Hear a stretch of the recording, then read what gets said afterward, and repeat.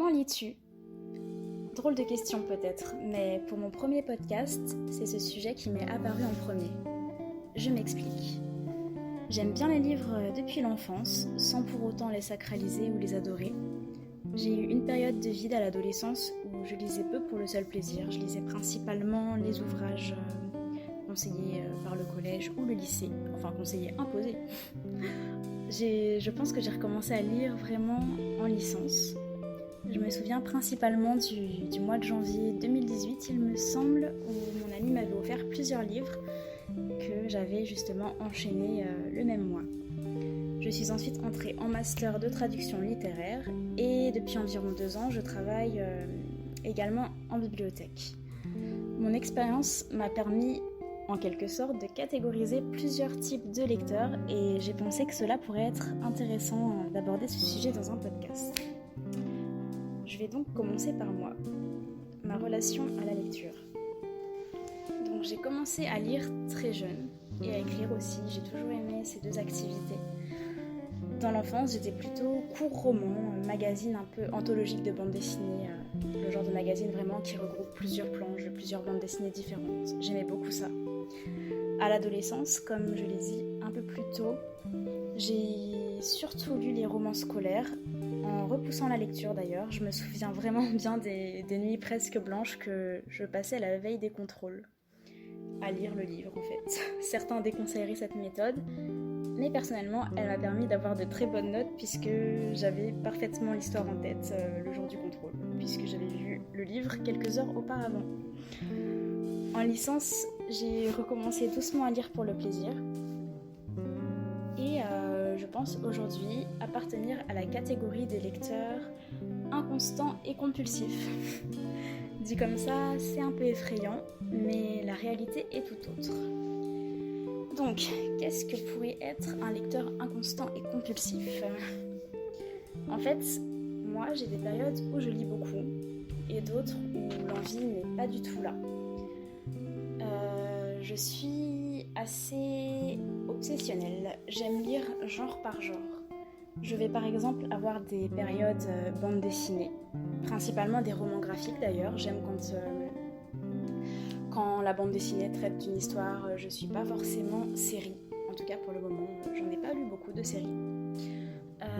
J'ai également eu des périodes récits de voyage, des périodes essais, psychologiques ou autres. Plusieurs thèmes m'intéressent.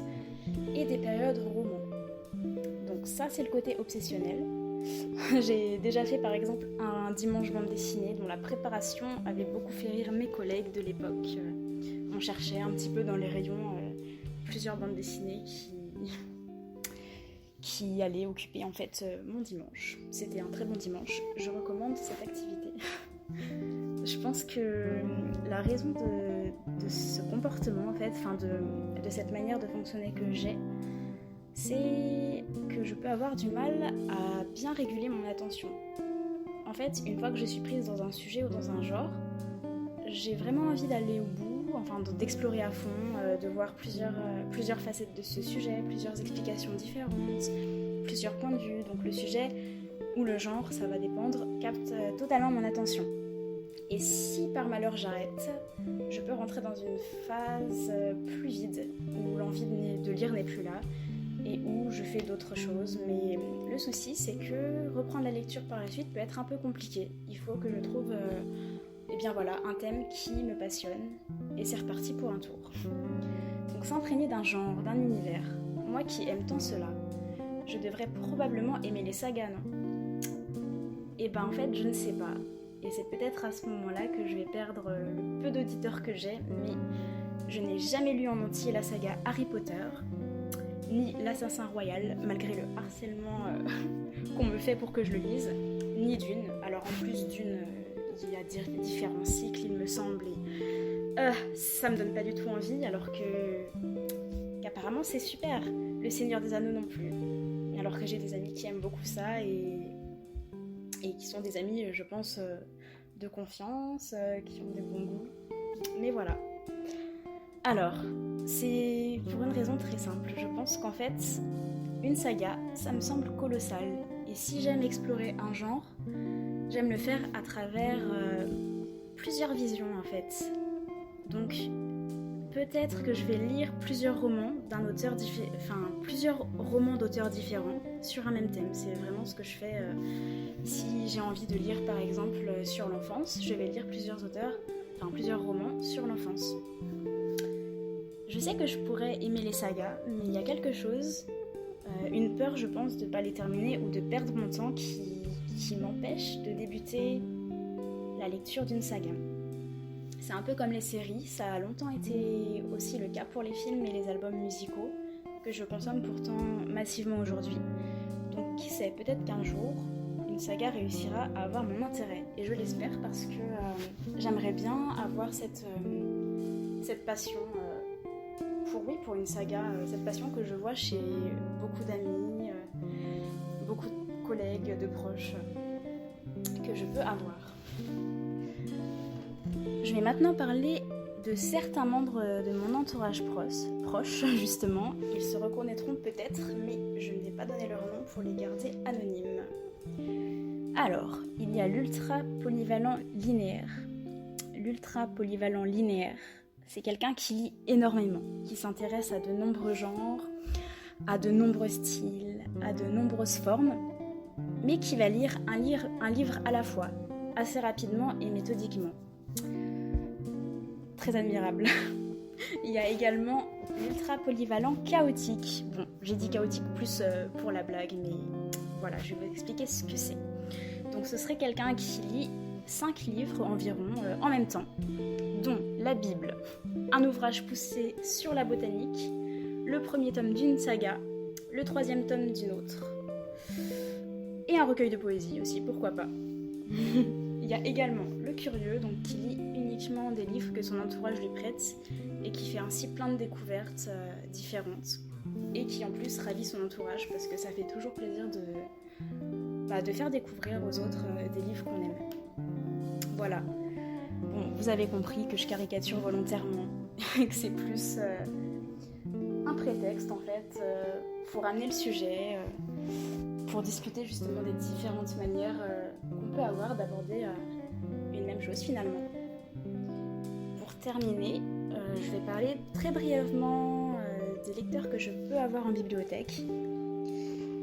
Très brièvement parce qu'en fait souvent, selon les bibliothèques, on va avoir certains publics, donc plutôt des personnes âgées, plutôt des personnes, des adolescents, des très jeunes enfants. Et ça va surtout être donc des personnes qui lisent un thème ou un genre. Donc on a beaucoup les passionnés de romans policiers qui sont vraiment incollables, qui connaissent les romans policiers des quatre coins de la Terre, qui connaissent vraiment beaucoup de choses sur le sujet. On a aussi ceux qui adorent la bande dessinée, la BD, qui vont avoir lu en fait tout le rayon proposé par la bibliothèque et qui attendent très régulièrement les nouveautés. Pour les enfants, je pense que beaucoup de bibliothécaires, beaucoup de libraires pourront le dire. C'est Mortelle Adèle qui gagne le cœur de tous les enfants, petits, grands, filles, garçons. Tout le monde, j'ai l'impression, aime Mortelle Adèle. Voilà, enfin tous les enfants, parce que chez les adultes, c'est un peu différent. Voilà. Donc, je vais terminer ce podcast en disant tout simplement que ce que j'aime avec la lecture, justement, c'est qu'il peut y en avoir pour tous les goûts. J'ai beaucoup de mal lorsque j'entends un parent reprocher à son enfant d'emprunter seulement des mangas, parce que finalement, si ça plaît à l'enfant, alors pourquoi lui empêcher ? Ça peut être une porte ouverte, ça peut être, une porte ouverte, il pourra peut-être découvrir d'autres thèmes, d'autres genres par la suite, mais après tout, lire, c'est bien pour se cultiver, mais c'est également bien pour se divertir, pour se détendre l'esprit. Donc laissez vos enfants lire des mangas par pitié. Si vous avez des enfants et que vous n'aimez pas les mangas, laissez-les avoir leur propre goût. Ça ne vous fera pas de mal. Voilà, ça c'était l'instant remontage de bretelles. Voilà. Donc, pour ceux qui n'aiment pas lire du tout, je pense sortir demain un podcast sur mes conseils justement pour débuter la lecture ou pour essayer de s'y intéresser. Parce que je connais quelques personnes justement qui aimeraient beaucoup commencer à lire mais qui ne savent pas par où commencer ou qui ont peur justement de ne pas réussir à lire un livre en entier, à s'intéresser. Donc en fait, qui ont un peu la même peur que moi avec les sagas. Donc je vais donner des conseils tout en étant pas moi-même très aguerrie peut-être. Mais bon, je pense que ça pourrait être quand même une bonne idée de podcast, sachant que j'ai quelques pistes, puisque moi aussi, de temps en temps, j'ai des périodes, enfin même plutôt souvent, j'ai des périodes où l'envie de lire n'est pas tout à fait là, mais quand même un petit peu, j'ai envie de lire, mais je ne sais pas par où commencer. Et surtout, je n'ai pas envie de commencer un livre qui va m'ennuyer et qui va faire que je vais devoir repousser la lecture d'autres livres, etc. Et que ça va me mettre dans une boucle un petit peu fatigante. Voilà, merci d'avoir écouté mon premier podcast. J'espère que ça aurait été un minimum agréable, non, un maximum agréable. J'espère que j'aurais été assez claire, que je n'aurais pas parlé trop rapidement. Et voilà, je vous laisse faire vos retours en commentaire et me dire comment vous lisez. À bientôt!